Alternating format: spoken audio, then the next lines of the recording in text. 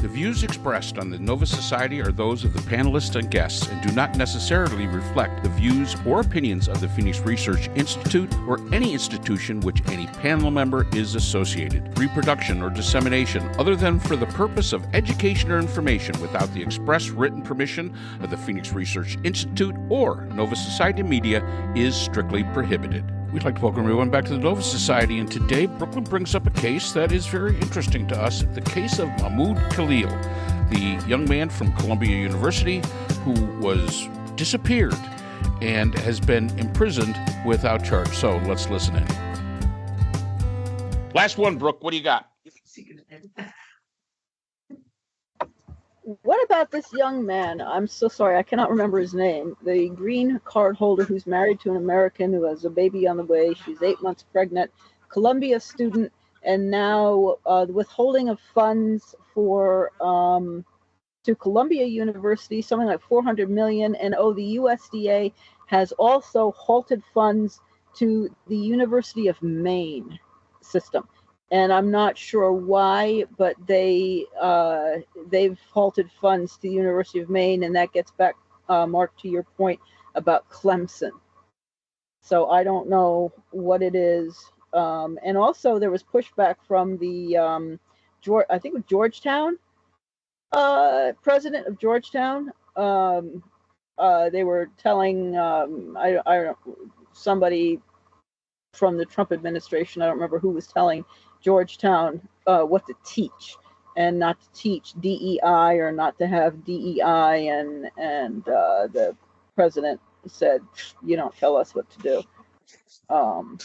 Forget it." So, yes, yeah, this is a great thing for us to talk about, I think. So, Brooke, you're talking about Mahmoud Khalil, right? Mahmoud Khalil is not my cup of tea.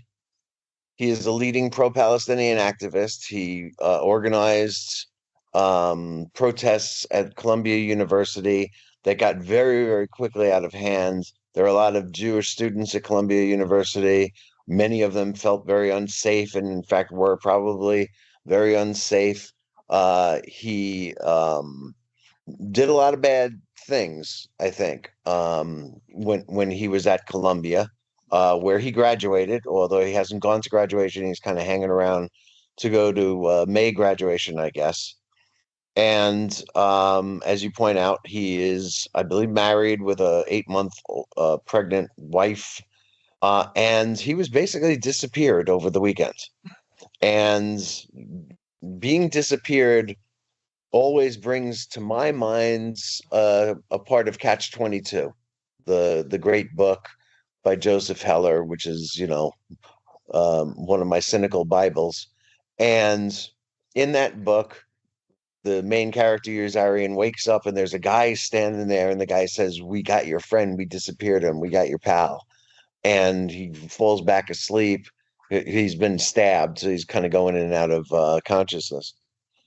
And he wonders out loud, "Who's my friend? Who's my pal? Who'd they get? And what does it mean to be disappeared? It's not even good English. Why are they talking this way?"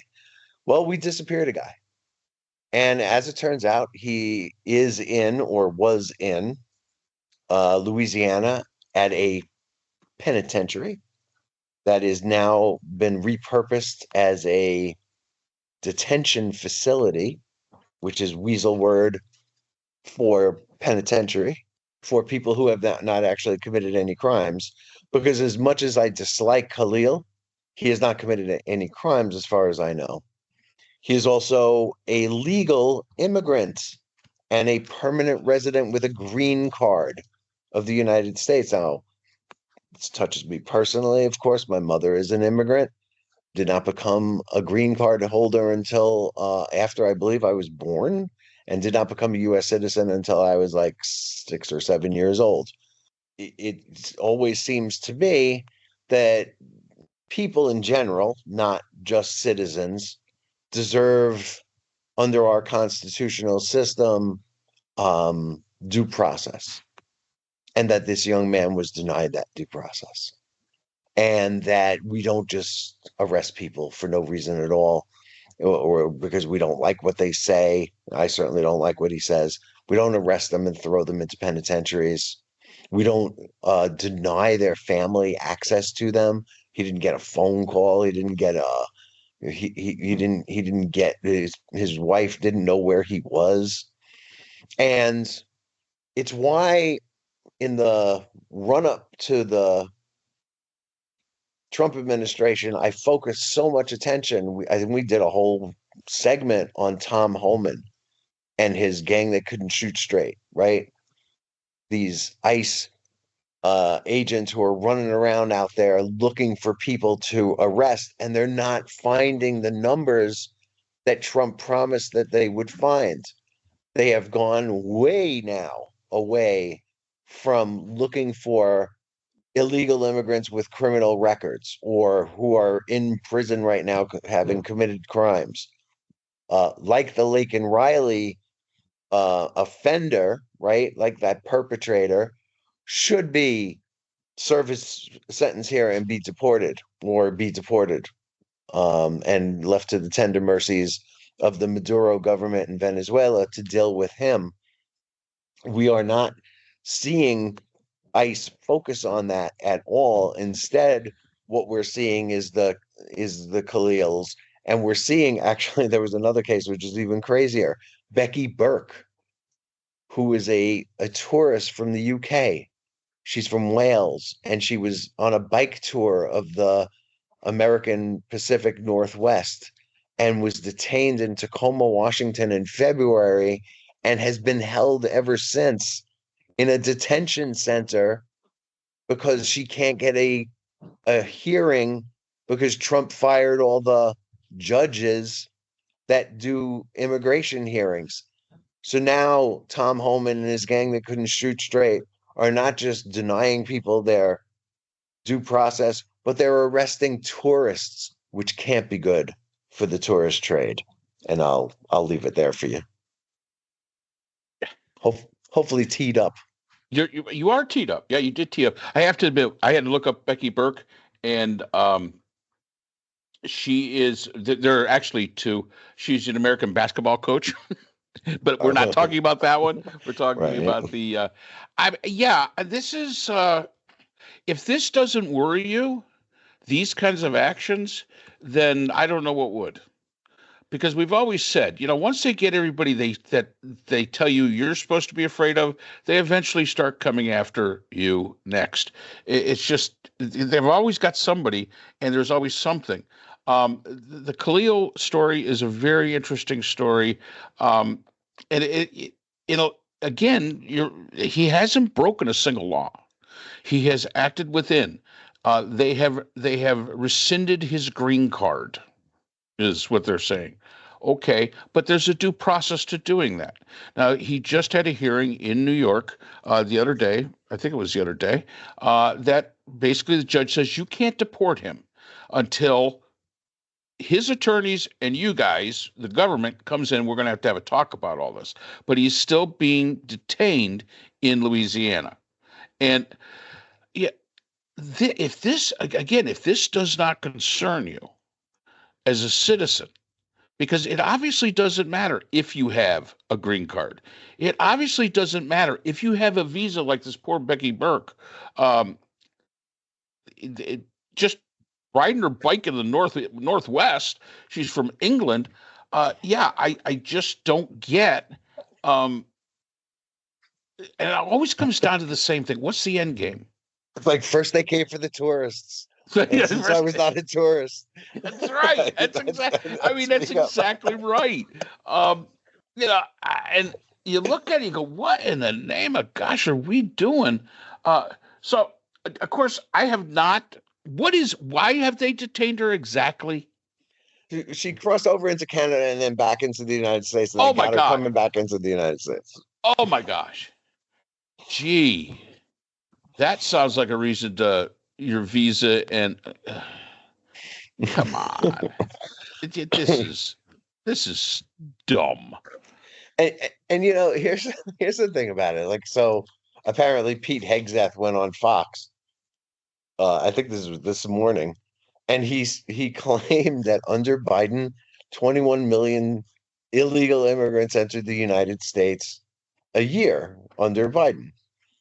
And if that's true, why is Tom Homan having such a hard time rounding up even a fraction of that?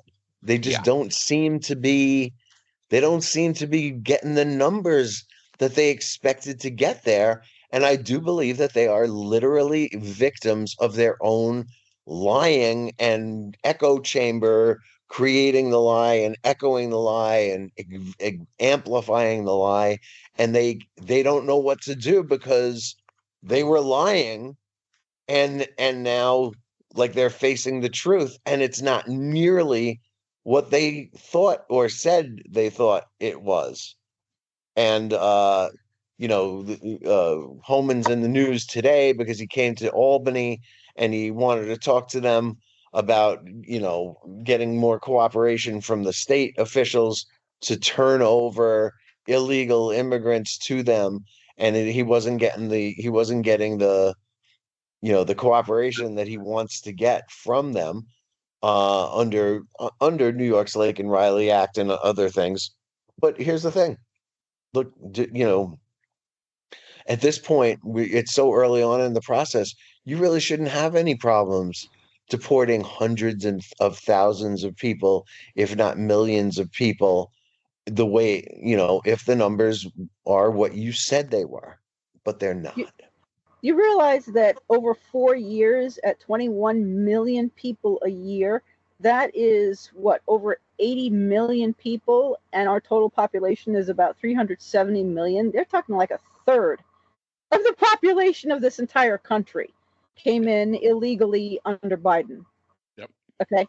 I mean, that would be an enormous increase in our population. So then our real population of real Americans, supposedly, is a third fewer, a third fewer people than what we believe our population actually is, according to that. Yeah. Well, I got to defend myself about the Becky Burke thing, because now I know why it resonated so much with me when you said Becky Burke. Becky Burke was the head women's basketball coach at the University of South Carolina upstate, which is no more than 3 miles away from me here, from 2020 to 2022. That's why when you said Becky Burke, I thought, wait a minute, I know that name, but it's not the same. They got Becky? No, it can't be. She's now up at the University of Buffalo, and I hope she's doing well.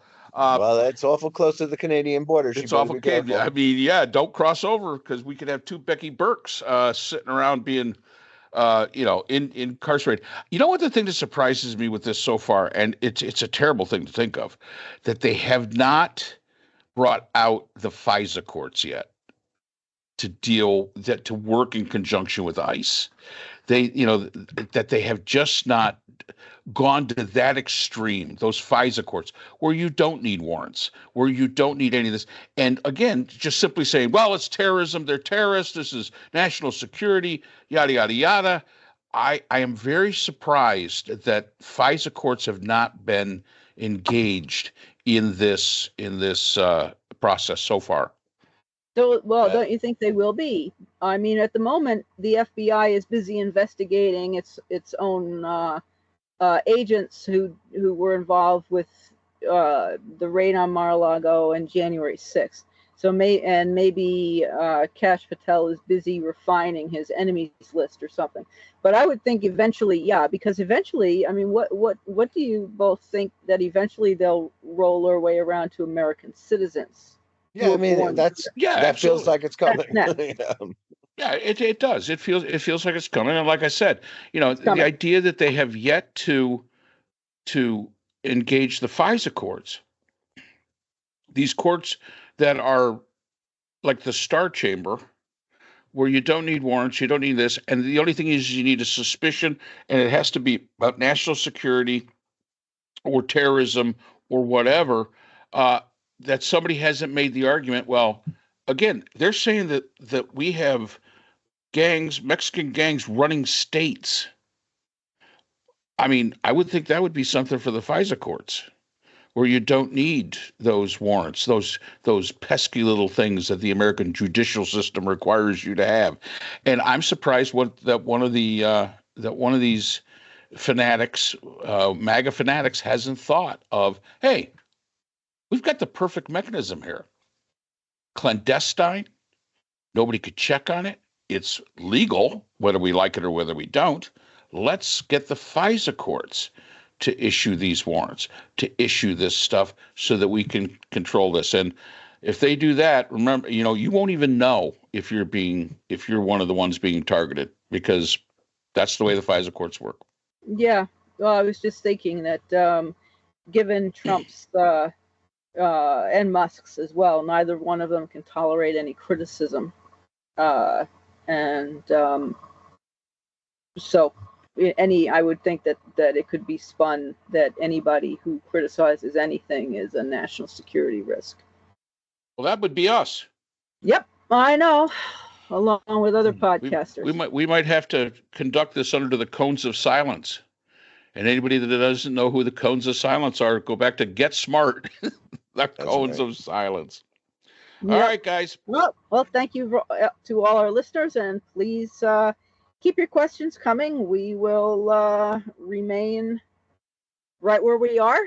Hopefully. And we will bring you the latest to the best of our ability. And thank you again for all your support. Stay safe.